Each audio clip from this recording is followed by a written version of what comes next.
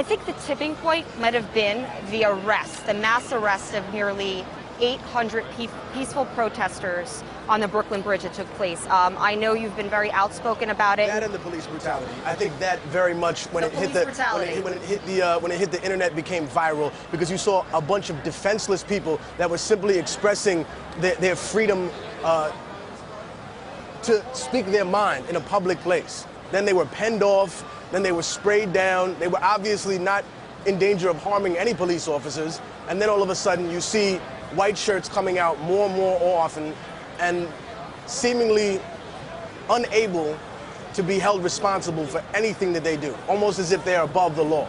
And that is very exemplary of exactly what has continued to fuel the fire here at this protest. The fact that people that are on Wall Street, people that are in government, are refusing, or I should say, not say all of them, but a lot of them are refusing to acknowledge their responsibility and what caused all of this. You know, this didn't come from nowhere. People didn't just decide to get up and be angry about nothing.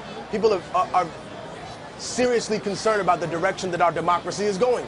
I've seen a lot of people online suggest that this movement, if they were to take some action, should go so far as to either pull their money out of banks or stop using credit cards. I'm not promoting any ideas here while asking you this question, but it is something that has been suggested. Do you think that... I think the second idea is a lot better than the first one. Stop using credit cards. I think even though we have to have a cohesive strategy to pull this together, I think that there's a lot of real brainstorming that needs to happen, because if we make one move, we need to be focused on what moves will be made against us, you know?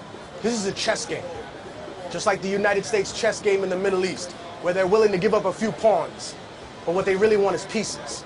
They're willing to trade a few lame duck presidents, because what they really want is the main characters out of the building, you know?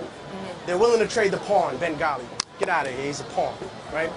The other guy used to be a player, Mubarak, became a pawn. What do they want? The bishop, Gaddafi, gone. Now, they want the queen, Iran, out of there. It's a huge chess game, and don't think that they're not playing that here either. We have to not only be focused on what the next move, but what the reaction to what their reaction of our next move is. We have to think ahead of the game, which is why I said there should be more brainstorming sessions here, and I'm not so sure if they should always be in public, because I think, honestly, that we're not the only ones watching this. Right. We'd be a fool to think that there aren't people involved here or around this area that aren't sleeper cells or agents. That's not me being paranoid, that's just the truth, you know? The first black person to ever work for any Secret Service agency was Agent 800. His job was to infiltrate the movement of Marcus Garvey. If they were thinking like that back then, why wouldn't they be thinking like that here? And I think what's most important is that we don't get frustrated or angry or upset or lack the patience to be able to deal with this movement.